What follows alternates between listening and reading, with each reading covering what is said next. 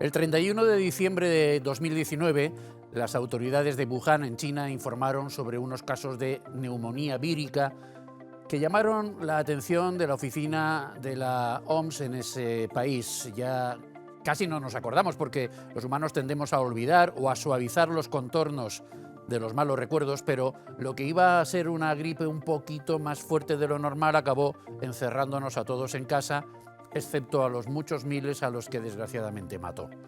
El impacto social, económico, judicial, en investigación clínica y en salud mental de la pandemia continúa siendo descomunal y nos ha mostrado cuán frágiles somos los seres humanos cuando nos enfrenta un simple microbio de origen incierto y de capacidades letales. Ahora, 5 años después del inicio de esa pesadilla y habiendo pasado aquí algunos otros malos sueños recientes, nos planteamos qué ha supuesto el COVID en nuestras vidas desde un punto de vista multidisciplinar y por eso hemos convocado hoy a 4 especialistas en sus respectivas materias. En primer lugar, Adolfo Plasencia, que es escritor de ciencia. Don Adolfo, muy buenas tardes. Muy buenas tardes. ¿Cómo recuerda usted así a bote pronto la noticia de que estaba pasando algo que no sabíamos muy bien qué era, pero que podía tener mayores repercusiones de las inicialmente esperadas? Bueno, a mí me pilló trabajando. Estábamos terminando la edición de un libro que va a sacar la Universidad de Valencia y de pronto me llegó al teléfono un aviso de que había una sesión en directo a través de Twitter del jefazo de la ONU para hacer un anuncio muy importante. Y entonces lo dejamos todo, nos conectamos. ¿No? Era el 11 de marzo de hace 5 años y el anuncio era que se declaraba una pandemia a nivel mundial y esa retransmisión la estaban viendo 1.100.000 personas en directo. Nada más y nada menos. A través de Twitter, con tecnología Periscope, y nos quedamos absolutamente... Ya leíamos las noticias, pero esto ya fue un anuncio de certificado de que comenzaba una gran lucha mundial contra una pandemia. Adolfo Plasencia es autor de algunos informes sobre la evolución de la enfermedad que ha publicado en ediciones científicas de los que hablaremos seguro a lo largo de este programa. A su lado está Carmen Moret, que es psicóloga investigadora de la Universidad Católica de Valencia y que además es autora también de otro informe, en este caso publicado por el CIS de Tezanos, ¿no? Pero bien. Doña Carmen, muy buenas tardes. Buenas tardes. ¿Y usted cómo lo recuerda? ¿Qué impresiones No recuerdo un hecho tuvo? en concreto, pero sí en general la frustración como profesora universitaria de recibir preguntas de los alumnos y no poder dar respuestas, sobre todo cuando no se sabían las medidas, y luego también porque formó parte de un equipo de coordinación académica con los estudiantes Erasmus internacionales, los Mundus, y claro, aquello era un drama, las familias que nos contactaban y no podíamos tratar de aliviarles en la medida de lo posible, pero no poder decirles qué pauta seguir en sus inicios. Incertidumbre, por tanto, como Sí. primera impresión generalizada, que supongo que también sentiría don Juan José Enríquez, el decano del Colegio de Economistas de Valencia. Don Juan José, muy buenas tardes. Hola, buenas tardes. Sí, Cuéntenos. sin duda, incertidumbre. Al principio del año veíamos como algo muy lejano, ¿no? Aquello en China, pero que cada vez lo íbamos siguiendo con más interés, porque lo veías algo sobre todo muy extraño.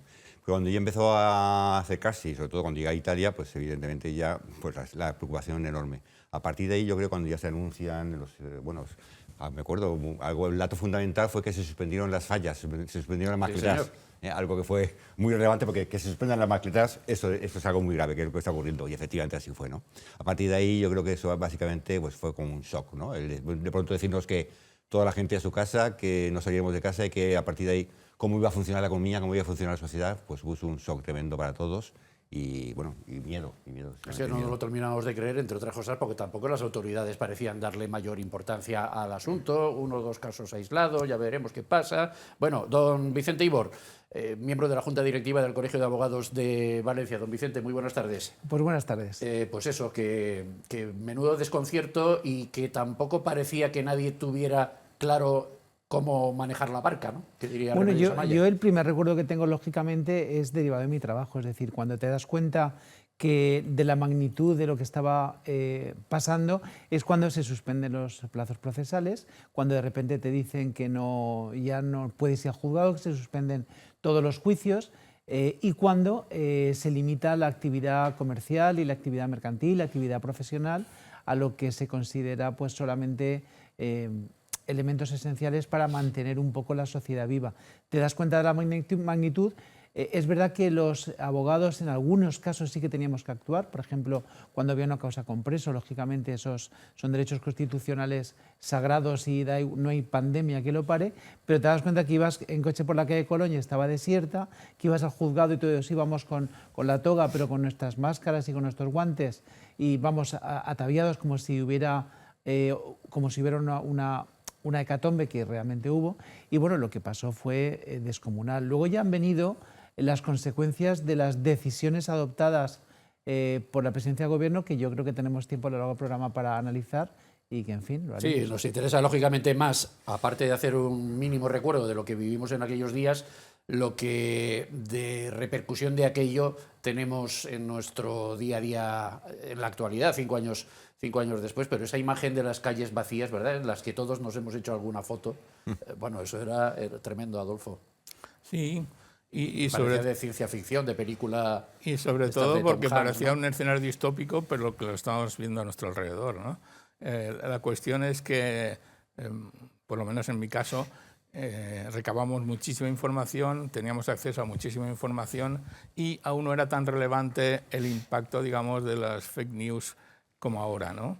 Y entonces había una serie de universidades norteamericanas y la Organización Mundial de la Salud que pusieron los datos en tiempo real en Internet, que aún son consultables, ¿no?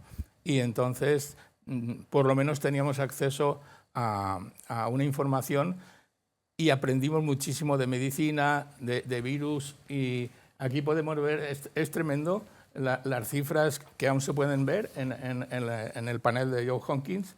Yo lo digo, casos totales en el mundo hasta octubre de 2023, 676 millones. 676 millones. Muertes en el mundo por el coronavirus 19, 6.881.955. Y dosis de la primera dosis en el mundo que han sido inoculadas a las personas, 13.338 millones de dosis. Esto significa que lo dijo el director de la Organización Mundial de la Salud, dijo en su primer aviso que es la primera pandemia como esperanza, no tenía la certeza, que podía ser la primera pandemia a nivel mundial que podía ser controlada. Y como al final así fue. Pero también había gente, en España, por ejemplo, Luis Enjuanes, que es valenciano, es un científico, que lleva 27 años dirigiendo el laboratorio de coronavirus del CSIC. Y entonces, claro, todas esas personas, como alguno portavoz que puso el gobierno, se hicieron famosas de la noche a la mañana porque cada día nos iban informando. Y había una ansia de información tremenda. Ahora iremos abundando un poquito más en eso, pero como tenemos una pausa de publicidad a la vuelta de la esquina, simplemente un comentario de... Hay una máxima periodística que yo siempre cito fatal, pero que más o menos es como sigue, y es que conforme esté de lejos la noticia, nos interesa más, nos interesa menos. Es decir, un muerto en Valencia importa muchísimo más periodísticamente hablando que 10 muertos en Bélgica y que 1 millón en China. Y evidentemente cuando tuvimos noticia de lo que estaba pasando en China, pues no le hicimos demasiado caso. Cuando llegamos a Italia sí, y cuando ya suspendieron las fallas, esto ya era... Y el primer caso en Canarias, el primer caso dentro de España... Pero Canarias todavía dice, bueno, pues es Canarias. Pero ya cuando ya ves que aquí están pasando cosas, que el partido del Valencia en Atalanta, me parece que era, ¿no? Estaba jugando un partido internacional el Valencia Club de Fútbol y ya vinieron algunos contagiados. No, Carmen, yo creo que ese es un poco el punto de inflexión, ¿no? Que empezamos a tomar conciencia cuando ya lo tenemos cerquita. Hay modelos en psicología que explican eso. Existe un modelo de duelo, que es el modelo de Kubler-Ross, es una psiquiatra en Estados Unidos que realmente trabajaba todo este proceso en enfermos terminales, pero que es aplicable a todo lo que hemos vivido y se divide en diferentes fases. Una primera es la negación, que justamente representa esto. Sí. Esto de está lejos, no me interesa, etc. Y luego también la parte emocional, que lo hemos visto con los fake news.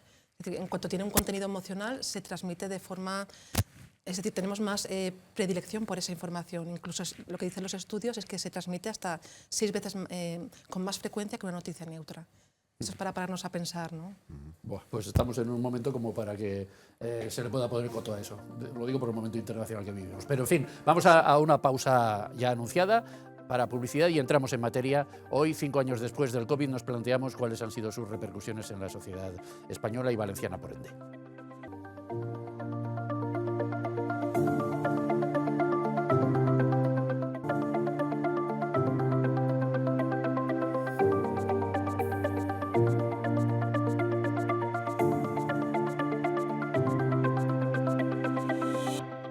Del COVID 5 años después, con Adolfo Plasencia, Carmen Moret, Juan José Enríquez y Vicente Ibor.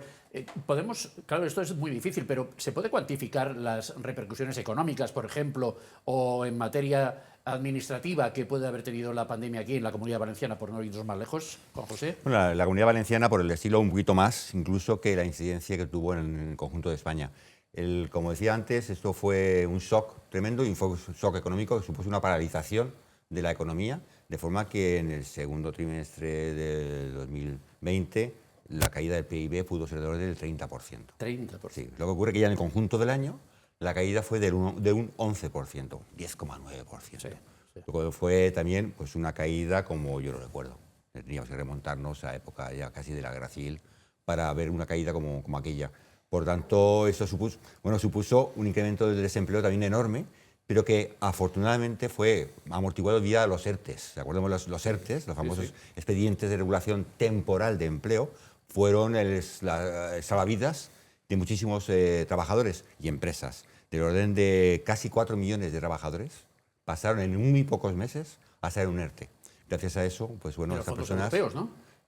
Bueno, el ERTE en principio solo lo cubre el Estado, otra cosa. Pero digo, ¿y los fondos europeos para la recuperación? Bueno, los que también fondos europeos fueron un papel? poquito después, los Next Generation, ¿no?, que se crean para ayudar a salir adelante y a reorganizar un poco la economía. Pero vamos, preparados no estábamos para una Pero eventualidad el de paro estas. inicial lo salvaron los ERTES, no los fondos europeos. Sí, Vicente. De todas formas, hay medidas que se adoptaron, yo creo que de forma errónea, que ahondaron en la crisis económica. Desde luego, desde el punto de vista administrativo y judicial, la suspensión de plazos, etcétera, ha generado perjuicios enormes, no solo de carácter de justicia material de los ciudadanos que requerían la intervención de los tribunales, sino también económicos. Pero claro, hay que tener en cuenta que el Tribunal Constitucional, en una sentencia del 14 de julio de 2021, declaró inconstitucional no solo la prórroga del estado de alarma, la primera prórroga, sino también la primera declaración de emergencia.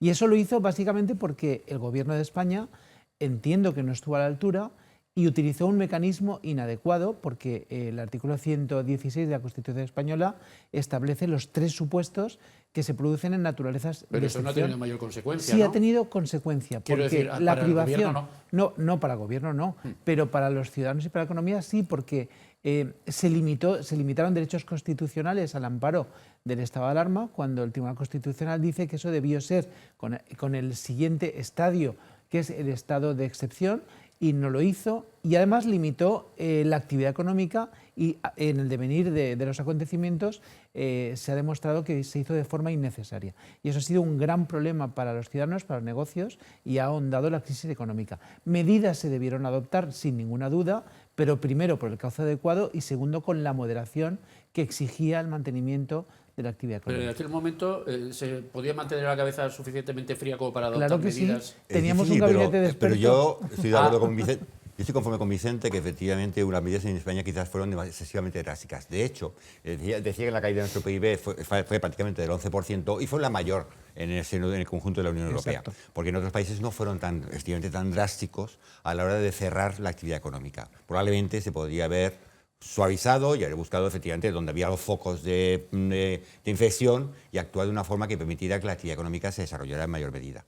Hombre, sí que ha habido, o sí que hubo en su momento medidas muy polémicas, como lo de decir primero que la mascarilla daba una sensación de falsa seguridad y luego imponerla, hablar del comité de expertos del que nunca hemos sabido quiénes eran los expertos, este tipo de cosas. Adolfo, yo creo que eso también ha contribuido mucho a que perduren ciertas, no sé llamarle leyendas, pero en fin, ciertas dudas al menos sobre el comportamiento de nuestras autoridades en esos primeros días. Ahora que tanto se habla de los muertos por la Dana y cuántos responsables, los muertos del accidente de metro y cuántos responsables, pues aquí también hubo muchos muertos. Bueno, desde las entidades políticas se intenta no generar alarma, dicen ellos, y además intentar evitar el miedo que ellos mismos tenían. Pero las cifras son muy claras en el panel de la Johns Hopkins, que son datos que enviaban cada país. Universidad norteamericana. 188 países enviaban datos oficiales. Los datos oficiales en España, del impacto en las personas, que yo creo que esto es mucho más gordo que la parte económica, son confirmados 13.770.429. Y muertes por el COVID en esa pandemia, desde que se declaró hasta que terminó la alarma, son 119.479 personas fallecidas. ¿No? Estamos hablando de España. Sí, sí. Entonces, digamos que los datos son así. Esto no tiene que ver con las opiniones, pero como había una cantidad enorme de alarma y de miedo, pues hay muchas teorías del origen y de todo eso, pero hay datos científicos que son datos, no son opiniones. Y entonces el impacto emocional en la gente era enorme. Ahora, y además después, estas cifras que estamos dando, yo creo que casi nadie las ha consultado después o se han hecho públicas, pero aprendimos varias cosas. Una es que esto, tú has dicho que hace 5 años fue el COVID, ¿no? El COVID sigue, porque hay una enfermedad que entonces no conocíamos, que ahora se llama COVID persistente, y que aún hay personas que les está afectando en su vida de forma grave. Es decir, esto sigue. Y Luis Enjuanes ya lo dijo, pero es que había un científico que estaba 10 años antes luchando contra el ébola en África Occidental desde un laboratorio financiado por Estados Unidos, en el que quería desplegar una red de vigilancia mundial, porque en un texto que él publicó, en un artículo científico, dice: el ébola se transmite por los fluidos humanos, pero si este virus muta y se convierte en atmosférico, que es lo que pasó con el COVID-19, esto puede ser un impacto mundial. Y él lo dijo 10 años antes y nadie le hizo caso. ¿Sabes la segunda orden presidencial de la primera etapa de Trump? La que fue cerrar su laboratorio. Porque dijo decía el científico que los virus no separan la frontera y que esto es un tema relacional. Por eso Trump no lo sabe. Es un tema relacional. Entonces, dice el filósofo Javier Echevarría, que se fabricó un tecnovirus que en realidad la pandemia la fabricamos miles o centenares de miles de viajeros en los aviones, que como este virus además podía estar sin dar síntomas 3 semanas, llevaban consigo el virus y lo extendían por el mundo. Nunca ha habido un virus que se haya extendido a 190 países en 90 días, que es lo que pasó. Y ese fue el impacto principal, es decir, los humanos que estamos contagiados y no lo sabíamos, íbamos extendiendo el virus, que para eso muta, para extenderse al máximo, y entonces desconocíamos tanto que luego me sorprende que hablemos de esto como del pasado, como si esto no pudiera volver a ocurrir. Deberíamos aprender las lecciones. No es nada del pasado, y la buena prueba la tenemos en que al menos algunos anualmente nos volvemos a vacunar contra el COVID. Luego será porque existe todavía. Sí, pero entonces aún había antivacunas, porque el plan mundial de las vacunas... Y Trump decía que con un traguito de lejía lo arreglaba. Sí, pero por cierto, las vacunas también tuvieron una polémica y sigue teniendo una polémica. Sí. La primera polémica era la imposición, es decir, el ciudadano no era libre para decidir si se ponía o no se ponía la vacuna, porque efectivamente si no te la ponías tenías unas limitaciones de movilidad y de derechos fundamentales, como ir a comer a un restaurante o ir a hacer cualquier cosa. Y en segundo lugar, bien a Rafa Nadal, bueno, sí, seguro. Porque si no, Djokovic tendría seguramente efectivamente algún gran slam más. Pero aparte de esas excepciones favorables, lo bien cierto es que había doctores muy cualificados y médicos. Por ejemplo, el doctor Cavadas en televisión dijo que él no se pondría la vacuna porque no ha habido tiempo suficiente para analizar los resultados adversos que podría tener.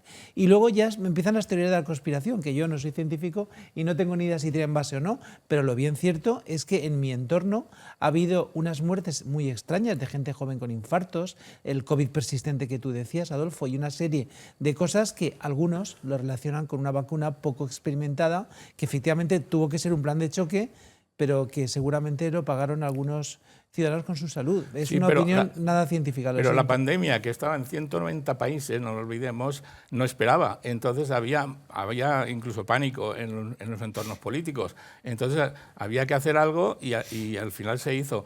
Pero no se puede uno esperar a los 3 años de ensayos clínicos, ensayos en animales, y había que atacar por la dimensión. Pero O sea, es que la desde un punto de dimensión... vista científico, lo lógico es lo que dice el señor Ibor, que se hubiera esperado Claro, tiempo, claro. pero claro, estábamos en una situación de emergencia y había que arriesgar. Y otra Supongo cosa que es esa la conclusión. que cada persona y su sistema inmunitario es distinto. Entonces, una infección de un virus o de un coronavirus, en este caso, digamos que no ataca a los sistemas inmunitarios de diferentes personas de la misma manera, los ataca de forma diferente. Pero sí que sabíamos algunas cosas desde el principio. Primero, que el coronavirus COVID-19 mide 150 nanómetros y tiene una capa grasienta que le hace el más pesado de su especie. Por eso la distancia social que nos decían que tuviéramos es porque ese virus está en la respiración y tiende a caer. Y lo segundo es de lavarnos las manos, porque el jabón disuelve la capa grasienta de ese coronavirus y de los coronavirus como él, ¿no? Carmen, y todo esto, todas estas dudas, todas estas teorías de la conspiración por un lado, dudas razonables por otro, todo esto cómo ha influido y la propia existencia del virus, cómo ha influido psicológicamente en las personas, porque ahora ya nos damos menos la mano, nos besamos menos, a simple vista, hasta en misa, por ejemplo, ya cuando vas a dar la padia es un gesto así, no estrechar la mano, en fin, nos ha cambiado la vida todo esto, ¿no? Al final son formas de afrontamiento, ¿no? Y el ir hacia esas teorías o buscar otras más científicamente robustas, pues son formas de enfrentarse a esto, que al final nos va a hacer más resistentes, más resilientes o no, ¿no? Sí que ha habido un impacto en términos de salud mental impresionante y ahí creo que es claro para todos, ¿no? Y nos deberíamos de cuestionar cosas sobre la necesidad de psicólogos en este ámbito, ¿no? Creo que una de las enseñanzas claves que deja esta tragedia es eso, ¿no? El papel del psicólogo y la salud mental, sobre todo. Y en relación con el tema de las vacunas, también yo creo que ha proliferado esto por el papel de las casas farmacéuticas. El hecho, por ejemplo, de tener diferentes tipos de vacunas también hace que la gente se pueda sentir discriminada. Porque yo AstraZeneca y no Pfizer, ¿no? En función con esto, ¿no? Eso Como nunca si hubiera... fue explicado, ¿no? O sea, nunca nos explicaron por qué nos ponían una y no la otra. Pero quizás, por ejemplo, el tema de las vacunas, y yendo un poquito en la línea de Vicente, que estaba comentando Vicente, las vacunas eran necesarias, era un momento de urgencia y tal, pero eran necesarias para toda la población. ¿Era necesaria efectivamente vacunar? ¿Había un riesgo importante para los jóvenes de 15 años, de 20 años, 25 años? Porque a ellos también se les obligó a vacunarse. Sí. Y probablemente ellos no eran una población de riesgo, Pero, y menos cuando ya empezamos con las vacunas, que ya el virus había ido bajando de mortalidad, creo yo. Pero Entonces, ¿cuál es la pega? ¿Cuál es la objeción que le ponemos al hecho de que nos vacunen? No Parece estamos que- pensando que nos ponen un chip, ¿no? No, yo no pienso eso en absoluto, desde luego. Pero efectivamente decir? hubo efectos adversos, como toda vacuna tiene efectos adversos. Ahí estaban poco testados por la urgencia, y claro, con la cantidad de millones de personas que se vacunaron, parece, Hay está mucha constancia, contrastado, Adolfo, que ha habido... de que haya habido mucho efecto adverso más allá de lo razonable. No, hay una cosa. Primero, se alejó la noticia cuando hizo el director general de la Organización Mundial de la Salud, hizo el anuncio oficial, es porque ya había muchas muertes. Había entonces casi 3 millones de muertos a nivel mundial y ellos tienen los datos. Entonces había que atacar por primera vez. El primer problema global que hubo fue el agujero de ozono, como dijo el premio Nobel María José Molina. Y este ha sido el segundo. Y lo que dijo en el anuncio Bressus es la primera pandemia que podíamos controlar. Una pandemia, la diferencia de una epidemia a una pandemia es por el número de países implicados, el número de geografías y el número Pero de ¿cuándo fallecidos. fuimos conscientes de que podíamos controlarla? Al principio, ¿no? No, él hizo ahora, el día 10 de marzo, hizo 5 años que hizo ese anuncio ante 1 millón de personas. Y entonces la esperanza tenía que dar una noticia con esperanza. La esperanza es que con los medios tecnológicos que tiene el mundo y que tiene la medicina actualmente, podíamos parar una pandemia. Porque yo estoy convencido de que si no se hubiera atacado a gran escala, pues el número de fallecimientos hubiera sido mayor. Pero cuando en cada país empezó a sospecharse, porque al principio no había certezas de que estaban muriendo muchas personas y eso iba en aumento y crecía la curva. ¿Os acordáis de que iba a aplanar la curva? Sí. Es decir, el número de fallecidos iba aumentando y era una situación desesperada porque no se conseguía bajar esa curva del aumento de fallecimientos. Luego, como he dicho antes, cada caso es distinto. Entonces, uno se pone en su caso personal o en el de su familia y otro en el de su trabajo, el de su empresa, y otro es la vista en la sociedad. Pero cuando ya todo el mundo tenía claro que esto era muy grave, entonces fue cuando admitió encerrarse en casa a la gente. Pero no había certezas del todo. En paralelo, se estaba montando una operación a nivel mundial, de la que luego hubo muchos listos que se aprovecharon, de construir nuevas vacunas en función de lo que sabía la ciencia sobre los coronavirus entonces, para aplicarlas a miles de millones de personas. Ya he dicho el número de vacunas que se hizo.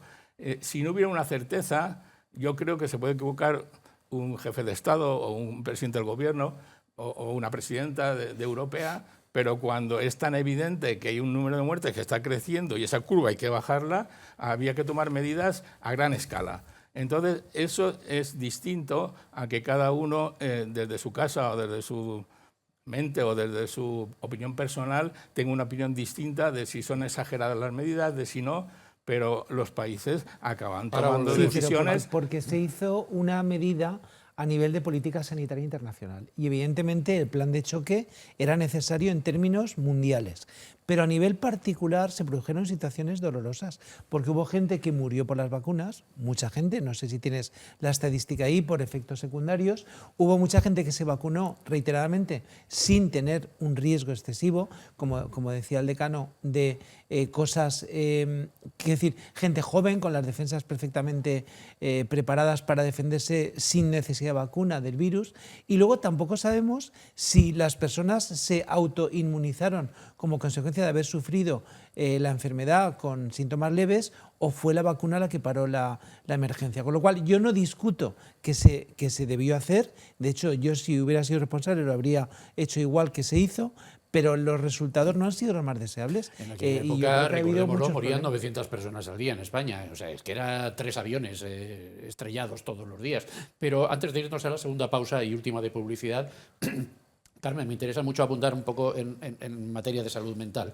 Y usted hizo, como hemos dicho al principio, un estudio para el CIS, para el Centro de Investigaciones Sociológicas, del que extrajeron, o se pueden extraer algunas conclusiones verdaderamente llamativas sobre a quién afectó más y de qué manera este periodo prolongado de incertidumbre que sufrimos en aquellos meses de COVID. La verdad que los datos son sorprendentes porque si bien las personas mayores se han considerado los más vulnerables en esta pandemia, cuando se realizó el estudio vimos que a nivel percibido tenían más recursos para afrontar esta situación, ¿no? Que parece un poco de doble filo, ¿no? Siendo el público más que estaba en el punto de mira. Sin embargo, los jóvenes vivieron peor en términos de salud mental esta situación. Y un poco la explicación que podríamos dar es la mochila que llevamos cada uno de experiencias que nos hacen pues, ya tener estrategias para poder pues, hacer frente a esto. Esto por una parte. Y luego hay un efecto que parece muy robusto y se ha replicado en otros estudios a nivel internacional, que son las diferencias entre hombres y mujeres. Las mujeres han percibido peor como carga mental toda esta situación a nivel de estrés. ¿Y eso tiene una explicación? Es difícil decir, ¿no? Yo diría a nivel personal, aunque no se puede generalizar porque es un tema bastante delicado, pero diría por el tema de conflicto de roles. El tener, por ejemplo, que ser madres de familia, cuidando de los hijos en casa, trabajando quizá online o no, y también pues, el tema de cuidados, ¿no? Cuidados de familiares, y en algunos casos no poder despedirse de familiares que incluso pueden llegar a haber fallecido.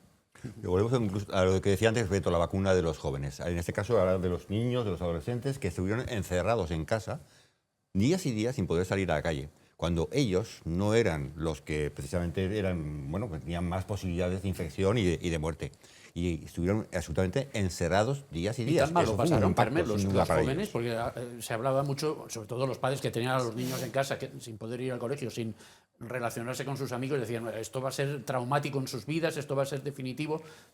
No sé hasta qué punto se ha podido superar esa situación y tampoco sé hasta qué punto los jóvenes y los niños eran de verdad los que más impacto emocional estaban teniendo como consecuencia de que los mayores seguramente, lo que usted decía, tenemos más experiencia y podemos sobrellevar mejor determinadas circunstancias. Los menos preparados seguro, por tema vital, ¿no? De experiencias que han tenido a lo largo. Son los que olvidan más rápidamente los problemas. Esperemos que esto no lo olviden porque, como se dice, ¿no? La historia si no se repite y lo podemos ver en la historia, pero sí que han sufrido mucho pues, y luego hay limitados. medidas absolutamente desproporcionadas, por ejemplo, ¿por qué no se permite a los ciudadanos ya que estaban encerrados, trasladarse a una segunda residencia? ¿Por qué? ¿Por qué se limitó la medida de cambiar de comunidad autónoma? Si uno podía tener una casa en el campo y haber estado el confinamiento en el campo tranquilamente, sin riesgo de contagiar a nadie más y además pues un poco en contacto, pudiendo salir un poco al aire libre fuera de las ciudades. ¿Por qué te prohibían el viernes a mediodía, a las 3 de la tarde prohibían salir de Valencia? Por ejemplo, Por ejemplo. Esos son limitaciones de derechos básicos constitucionales, que es uno de los elementos que ha tenido en cuenta el Tribunal Constitucional precisamente para anular esa medida. Porque hay que recordar que eso luego, cuando ha pasado los filtros de la constitucionalidad, ha sido anulada sin ningún efecto práctico, porque ya lo sufrimos todos, pero todo el mundo percibíamos que era desproporcionado. No tenía el propio gobierno podía haberlo percibido, pero bueno, sabiendo que el Constitucional actúa siempre con tanta diligencia. De hecho, en este caso, por cierto, se aprobó la inconstitucionalidad por un ajustado margen, 6 votos contra 5, con el voto particular de Conde Pumpido. Lo habitual, por uno. Volvemos enseguida, vamos a publicidad y enseguida te doy la palabra, Adolfo.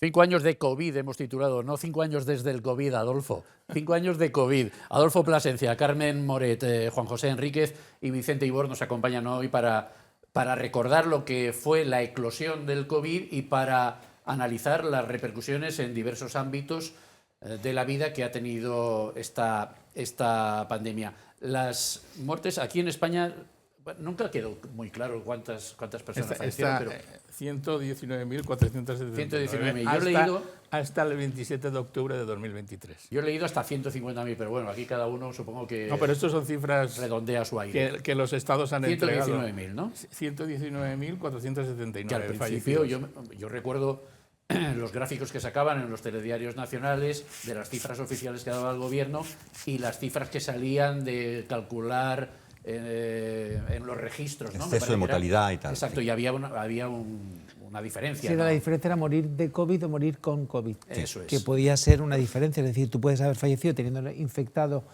infectado de COVID, pero por otra causa. Yo no sé si las cifras tienen esos datos pendientes. Sí, bueno, el caso es que fueron muchísimas. Muchísimas, pero hay otra cosa más. El cambio de vida, que la gente estuviera encerrada en casa, tiene un factor muy importante, es decir, de los niños y los jóvenes encerrados en casa. ¿A dónde iban esos niños?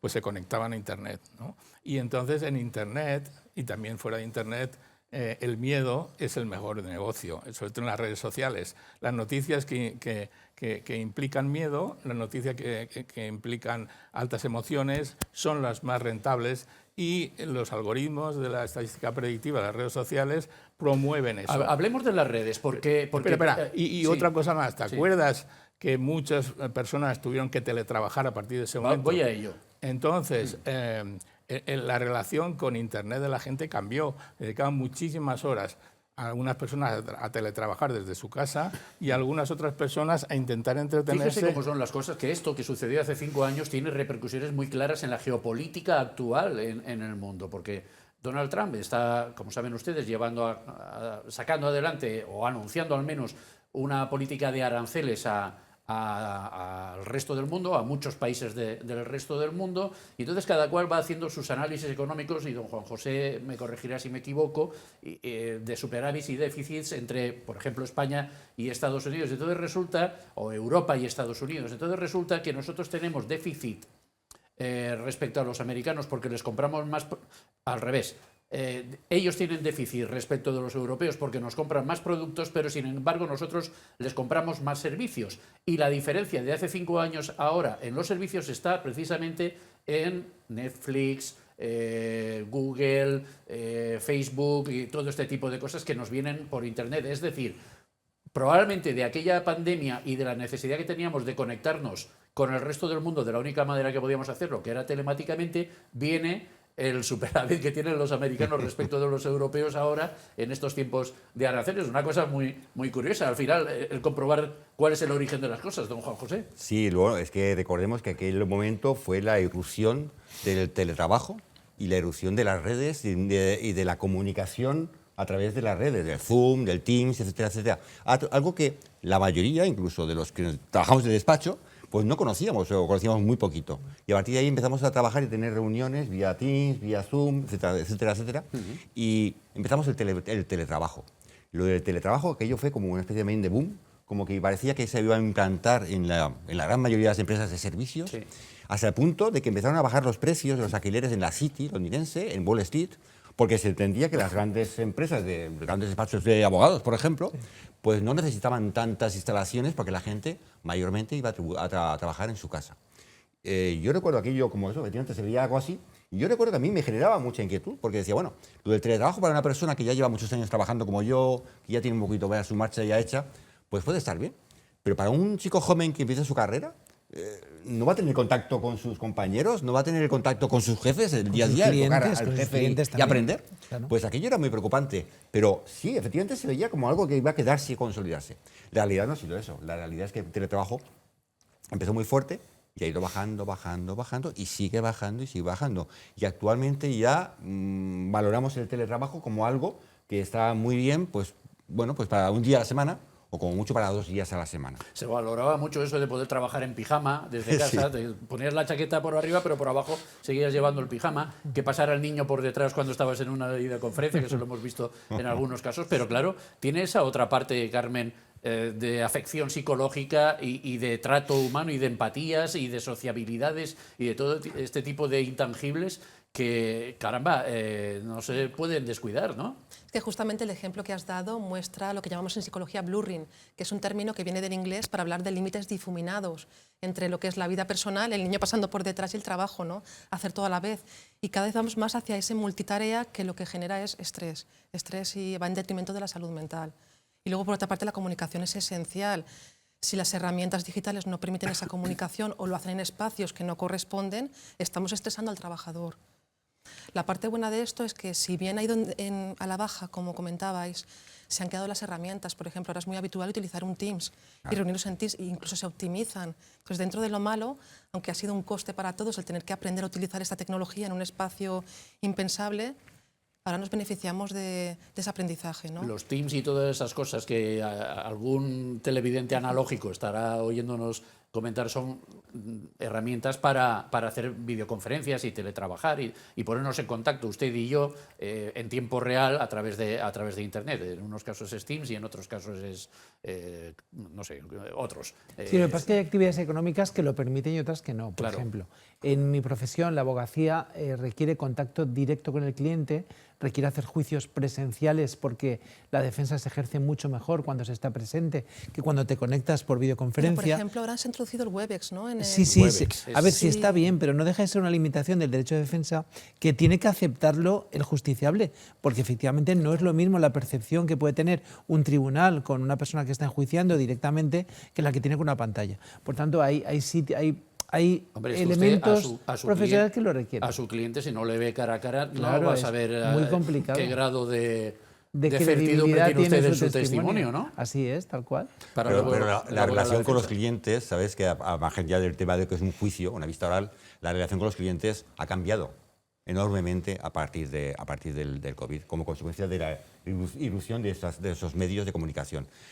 Ahora mismo no vamos ya a visitar las empresas, a visitar los despachos y tal, como se hacía antes. Ni vienen a nuestro despacho, ni vamos nosotros a visitarlos como se hacía antes. Ahora continuamente se siguen realizando reuniones vía Teams, vía Zoom, continuamente. Entonces, en ese sentido, y cuando lo digo ya, cuando tenemos reuniones, pues típicamente reuniones en Madrid o en otros sitios. Ahí hemos pasado todos a las reuniones vía estos medios digitales, con un ahorro de tiempo enorme, con un ahorro de costes enorme, por lo cual todo es muy positivo, y también con una pérdida del contacto, de la relación, de la socialización de las personas también. Pero yo quería hacer 2 observaciones. No es que el teletrabajo haya pasado de moda o qué tal, es que las mismas empresas que han construido las herramientas para trabajar a distancia están enviando a sus empleados Google envió a todos sus empleados una carta que decía, si quieres seguir a todos los ejecutivos para empezar, diciendo, si quieres seguir en la empresa, vuélvete a tu oficina. Bueno, El pues resultado Musk... sobre la productividad y el resultado sobre la innovación no es igual. No se puede decir teletrabajo es igual que el trabajo, no se puede. Y independientemente de la parte psicológica, de la parte mental, los resultados de las empresas no son los mismos. Cuando no hay más remedio, como en el caso de la pandemia, todo el mundo tuvo que hacer cosas a distancia. Pero en la enseñanza, por ejemplo, tampoco es lo mismo. La relación humana y la presencia real, el mundo físico... Los niños podían copiar, ¿no? Cuando estaban haciendo el examen telemáticamente. No solo por esa parte, sino somos animales sociales, entonces la relación persona a persona en el mundo físico no puede ser sustituida por la relación a distancia como si fuera lo mismo. No es lo mismo en absoluto. Y lo están demostrando las mismas empresas que han construido todo esto. Pero luego hay otro factor que es que la comunicación a distancia resulta que implica unos negocios que son distintos. Tú has hablado de servicios en relación a Estados Unidos, de servicios y trabajo. Llámale bienes digitales. La economía de los bienes digitales, que son inmateriales, ya es más grande en el mundo que la economía de los bienes físicos. Si quieres llamarle servicios, le llamas servicios. Bien, sí, el consumo en Netflix es un consumo inmaterial, pero mueve muchísimo dinero. Entonces, esa economía ya ha superado a la del mundo físico.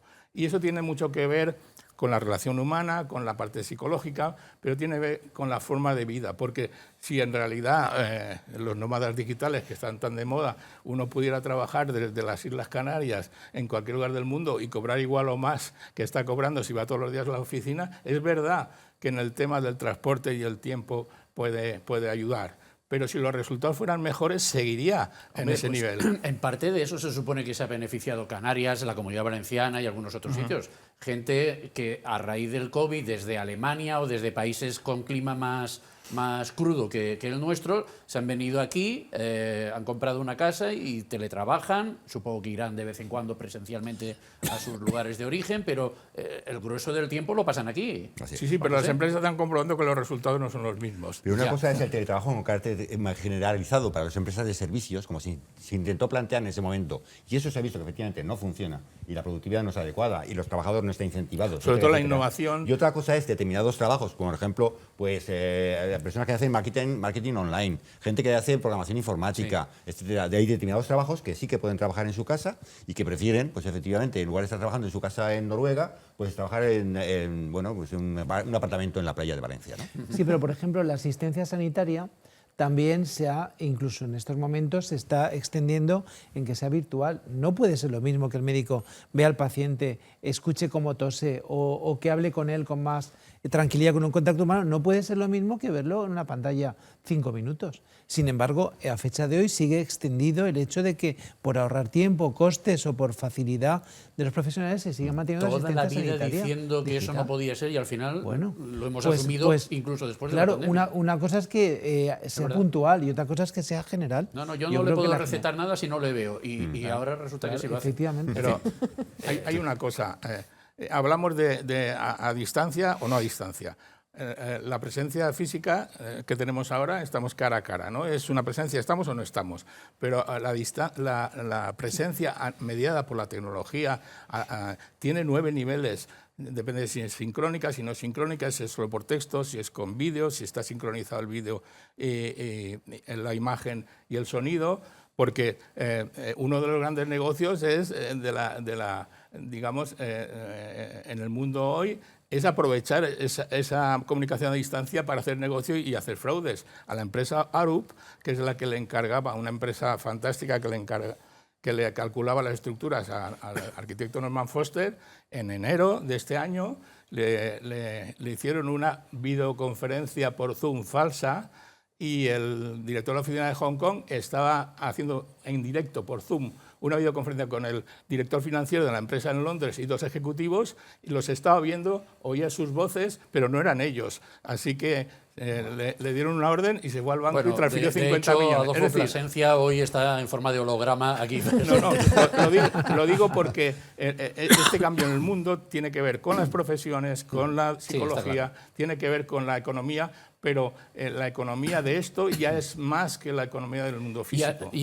Don Vicente, y a nivel legal, ¿qué ha pasado con todas esas denuncias que se hacían? Porque si las muertes eran evitables, si tenía que haber responsables porque determinadas circunstancias o en residencias o en determinados ámbitos pues, habían superado todas las expectativas. Aquellas denuncias, aquellas responsabilidades hacia el gobierno, petición de responsabilidades al gobierno, todo eso ¿en qué quedó? Con alguna Más allá de los excepción- temas constitucionales. Sí, claro, con alguna excepción la mayoría de ellas han sido sobreseídas o archivadas directamente antes de empezar a tramitar, porque efectivamente está el concepto de la fuerza mayor y nadie duda que nos encontramos ante una situación excepcional, que las medidas que se tenían que adoptar también eran excepcionales. Eso conlleva los posibles fallos en la gestión, pero derivar una responsabilidad legal y una causalidad entre, por ejemplo, un fallecimiento en una residencia de tercera edad y una toma adecuada de una decisión, pues efectivamente no ha sido posible. Y yo también lo veo bien, creo que eso era imposible. Bueno, en el caso de Isabel Díaz Ayuso, la presidenta de la Comunidad de Madrid, todos los días le recuerdan las 7.000 no sé cuántas muertes en residencia, Pues que el otro día no ha tenido ni ella, un solo problema legal por esa que el decisión. otro día ella en la Asamblea de Madrid contestó: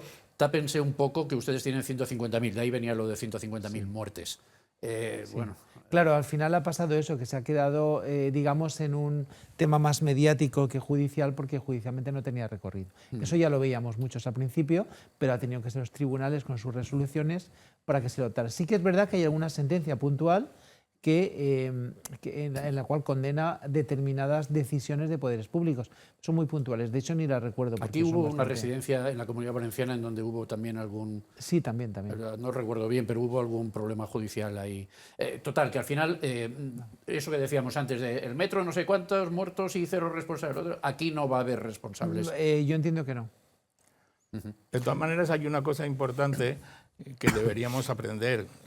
Es una lección, nunca había ocurrido en el mundo, ya lo dijo el director general de la Organización Mundial de la Salud, deberíamos aprender la lección. Y una de las cosas que comentaba antes de las primeras decisiones presidenciales que tomó la primera vez Trump fue cerrar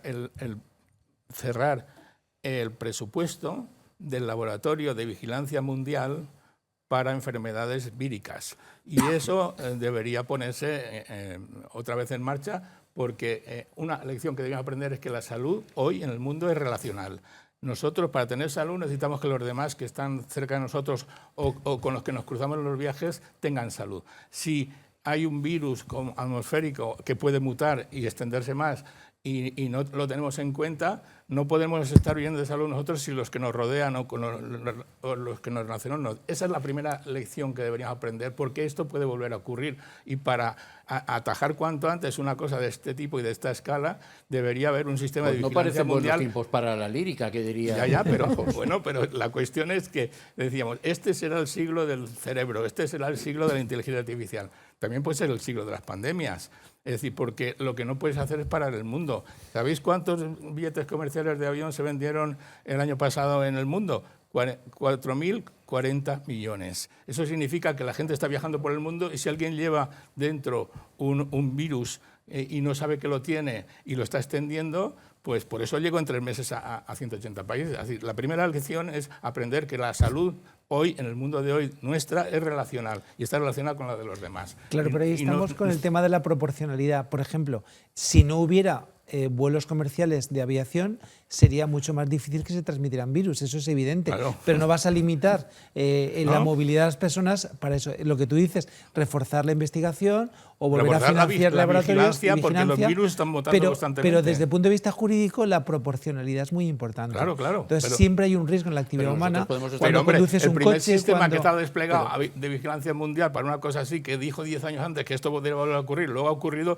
y que no aprendemos la lección, Pues es eso, una pues pena, nosotros ¿no? podemos estar muy concienciados, pero mientras no lo estén quienes mandan, ¿no, Carmen? Cierto. Ahí no hay, Las no hay mucho que pandemias- hacer. Hay muchas conclusiones que sacar y muchas lecciones que aprender. Adolfo citaba una, quizá otra. sea la fragilidad del ser humano, la necesidad de vulnerabilidad. cuidar la salud mental, no solo la salud física, que también, claro, con las investigaciones pertinentes y el intercambio de información y la mejora de las vacunas y todas estas cosas, pero también a nivel de salud mental tenemos que extraer bastantes conclusiones, Carmen. Sí, cierto. De hecho, hicimos un estudio comparando países, un estudio con colaboración internacional, y comparábamos Italia, que fue bastante similar a nosotros en tema de restricciones, con Irlanda, que no lo fue, donde había más oportunidad para salir de casa, el poder hacer la compra tranquilamente. Y lo que encontramos es que había una relación de la carga de restricción con la ansiedad y el estrés, y la depresión incluso. Y claro, no podemos hacer causa-efecto aquí, y hay variables que dificultan esta comparación por temas culturales. Irlanda no es lo mismo que España. En España pues tendemos mucho a estar unidos familiarmente, las relaciones sociales, quizá en Irlanda eso no ocurre tanto. Pero sí que encontrar en Irlanda, eso... en los pubs, pero sí, hacer la paella live en la calle no. music. Sí, pero a lo mejor Adolfo puede decir algo, pero yo creo que hay no sé cómo se dice, pero la enfermedad mental o la depresión o la ansiedad hace más proclive al ser humano para adquirir una enfermedad física o vírica. No sé si eso está demostrado. Sí, pero ¿no? la primera causa de salud mental en el mundo, la salud mental era una cosa minoritaria hace 20 años. Y ahora la expresión salud mental está en todas las agendas políticas. ¿Por qué? Pues porque esta comunicación a distancia, la algorítmica predictiva, las redes sociales, está causando una enorme ola de problemas de salud mental. Para empezar, los más vulnerables, porque lo que se ha demostrado en la pandemia es que somos una especie vulnerable. Los adolescentes y las adolescentes están más influidos porque los usan más y generan unas adicciones digitales nuevas, pero que actúan como las adicciones que conocíamos anteriormente de las drogas o del juego. Entonces, este tipo de cosas tiene que ver con que hay que tener en cuenta nuevos problemas de salud mental causados por las adicciones digitales y por las modas digitales, porque eso es un negocio. Lo que están buscando los modelos de negocio de las grandes plataformas es la adicción, el que estés el mayor tiempo posible ahí y que te conectes el mayor número de veces. Yeah. Y lo peor de todo es que, como saben que es de tal escala estas grandes plataformas que no van a tener respuesta por los sistemas públicos, y están generando un gran negocio que son los terapeutas por inteligencia artificial en el móvil. Y le va a preguntar la gente joven a su móvil cómo se siente.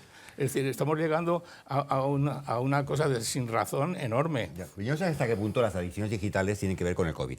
El COVID yo creo que tuvo que ver mucho con la irrupción, como decíamos antes, de los medios de comunicación a través de videoconferencias y demás, del teletrabajo. Y creo que también ha tenido, así como decía antes, que esos medios han supuesto una reducción de los viajes de trabajo, a su vez sí creo que sí que el COVID supuso un incremento de los viajes de placer, de turismo. Y además recuerdo que eso ya lo aventurábamos que iba a ocurrir en aquellos momentos tan negros, en aquella época tan dura que pasamos. Yo recuerdo que pensábamos, digo, esto pasará como pasó en Europa en los años 20, los felices años 20. Después de la Primera Guerra Mundial, la gente salió a la calle. Y efectivamente pensamos que aquí podría pasar algo parecido, y yo creo que en buena medida está pasando eso que pensábamos que iba a pasar. El turismo, por ejemplo, en España, cada año es récord. Sí. Y este turismo absolutamente desbordado que estamos viviendo, yo creo que es consecuencia en buena medida de las ansias de salir, Carmen, de vivir, de disfrutar. Como la restauración. Como un tapón de botella de champán, de un extremo a otro, ¿no? Pasamos de estar recluidos en casa a la Dolce Vita, todos ahí. Pero es que, en parte, esta explosión del turismo y de la búsqueda de las emociones no es que tenga que ver el COVID con la comunicación digital, es una consecuencia, porque el COVID lo que hizo es ampliar la cantidad de tiempo y de gente que estaba relacionado con estas tecnologías. Y estas tecnologías está demostrado que están produciendo eso. Y entonces esto produce una adicción a las emociones. Y tiene muchas consecuencias. A ver, no se puede separar el problema de la vivienda de la economía de las plataformas de Airbnb. Es decir, eso no ha surgido de la nada. Y ha surgido porque antes esa economía no existía. Y entonces nos están pasando cosas que no han ocurrido nunca, y entonces para explicarlas con alguna cosa que ocurrió antes es más difícil, porque la complejidad es mucho mayor. Entonces, y os digo que lo primero que tenemos que hacer con esto que estamos comentando hoy es aprender lecciones, y lo segundo es tener en cuenta todos los factores. El problema es que una situación o una sociedad o un mundo muy complejo no se puede explicar con lemas sencillos. Ese es el problema. Sí, Carmen. No, perdona, Sí. Adolfo, sobre esto yo diría que quizá el público que más preocupa son los jóvenes, los adolescentes, pero yo no limitaría la tecnología es buena, es una herramienta, hay que educar a usarla, a saber usarla, porque tiene muchos beneficios. Y hay otra conclusión, ya estamos en los minutos finales, así que vayan preparándose ustedes el turno de conclusiones, pero antes de eso, don Vicente, hay otra conclusión que creo que podemos sacar de todo esto, y es que la corrupción también se desarrolla en ambientes y en situaciones tan dramáticas como esta, y estamos viendo en la actualidad algunas repercusiones de cosas que pasaron entonces, desde las dudas sobre la manera en que se compraron los materiales sanitarios necesarios a algunas actuaciones de aprovechados o presuntos aprovechados. Hombre, al empezando calor de todo esto, por ¿no? la propia industria farmacéutica, porque la propia industria farmacéutica ha tenido un valor añadido absolutamente desproporcionado por los millones de vacunas que ha suministrado. De hecho, bueno, los negocios han sido impresionantes y ha sido una decisión política, posiblemente acertada, no digo que no, pero una decisión política lo que ha propiciado el enriquecimiento. Luego, el tema del teletrabajo ha propiciado el perfeccionamiento de los métodos de estafas telefónicas y digitales, que eso es desde el punto de vista de delincuencia, pero a nivel estatal, a nivel de contratación, cuando todos sabemos que cuando hay un estado de necesidad, en este caso el estado de alarma, propició que la ley de contratos del Estado se aplicara de forma laxa, porque si hacía falta mascarillas, hacía falta mascarillas. Y no había que hacer licitaciones que tardaban meses, por lo tanto la libre concurrencia desapareció. El tema de por ejemplo, los respiradores, no sé si se acuerda de los respiradores, la necesidad que había urgente y cómo se compraron respiradores con precios cuadruplicados en relación con los precios habituales, con lo cual efectivamente la corrupción ha sido... Bueno, está el caso mascarillas por ahí ahora de actualidad. Siempre que se suavicen los controles, siempre que se suavicen los controles, el 100% de los casos se va a disparar la corrupción. Bueno, y hay una Eso cosa, es algo conocido.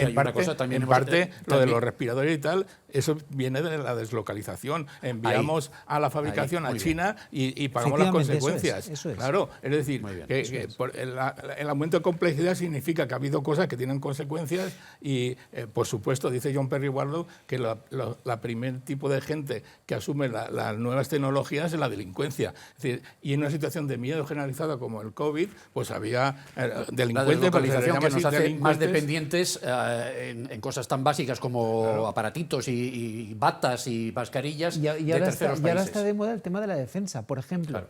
el ejército español compra la munición en el extranjero. Claro. No tiene sentido. Antes teníamos Santa Bárbara, que fabricaba la munición para todo el ejército español. Yo creo que eso es algo que hay que pensárselo muy bien. Bueno, nos queda un minuto por Bárbara, si acaso, porque creo que es un poquito menos, para establecer conclusiones. Adolfo.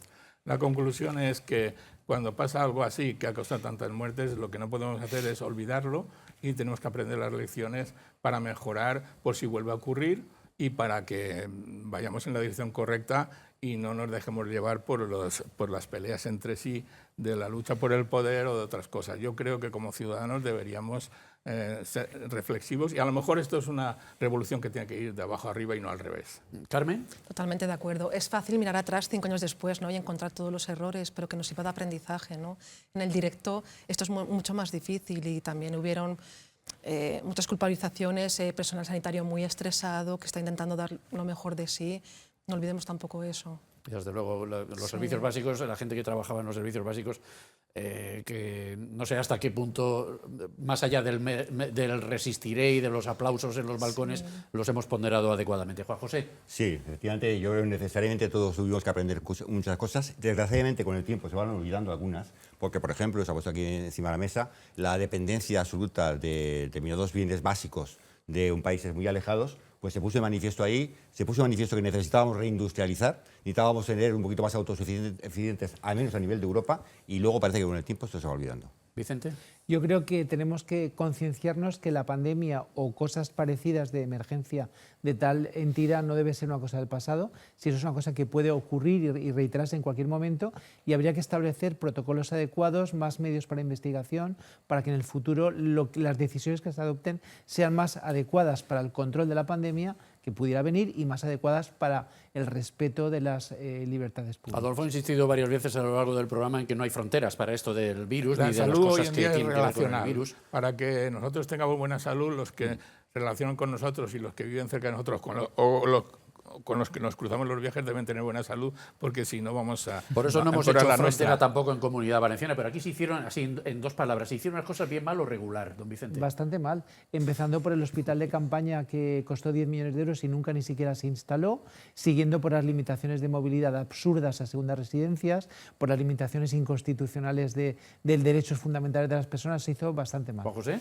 Yo comparto la opinión de mi compañero. Yo efectivamente creo que hubo medidas de reducción de movilidad absurdas, efectivamente que no se permitía salir fuera el fin de semana no tenía sentido y que se imbuiera tal miedo que la gente, yo veía a la gente por el campo, andando por el campo con mascarilla, subido a caballo, una pareja de jóvenes a caballo. ¿El caballo llevaba mascarilla o no? faltaba el caballo, no te faltaba. Pues creo que las cosas no se hicieron bien. Carmen. Bueno, yo también creo que están los superhéroes de esta pandemia que hicieron al 300%, ¿no? Y que hicieron ¿Entre lo los que que están pudieron. nuestros políticos o no?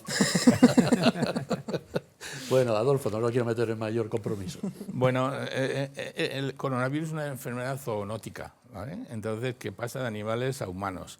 Y gran parte de las causas ¿Me de está esta usted enfermedad... contestando mi pregunta o está saliendo? No, estamos invadiendo espacios que no habíamos invadido y eso surgen nuevos problemas y la lección final es hay que aprender de las experiencias, sobre todo de las malas. Es que yo me acuerdo que en un programa en esta casa con la entonces consellera Ana Barceló estábamos en el debate de las vacunas y todo esto. Decía, yo seré la última que se vacune en la Comunidad Valenciana. Lo dijo aquí y luego fue noticia nacional lo que había dicho aquí. De verdad que sí, en todas las televisiones nacionales. Porque al poco tiempo fue, no de las primeras, pero sí que se vacunó pronto, bastante antes que mucha otra gente, con la excusa que yo entiendo también, de que, a ver, el conseller tiene que estar al pie del cañón, no puede quedarse de baja en una situación como esta. Pero en fin, don Adolfo, doña Carmen, don Juan José, don Vicente, un placer, muchísimas gracias por sus aportaciones en este programa, 5 años después de iniciado el COVID, que todavía no se ha ido, aunque desde luego se deja ver bastante menos que entonces. Gracias, señoras y señores televidentes, por la atención prestada. Queden ustedes con Dios.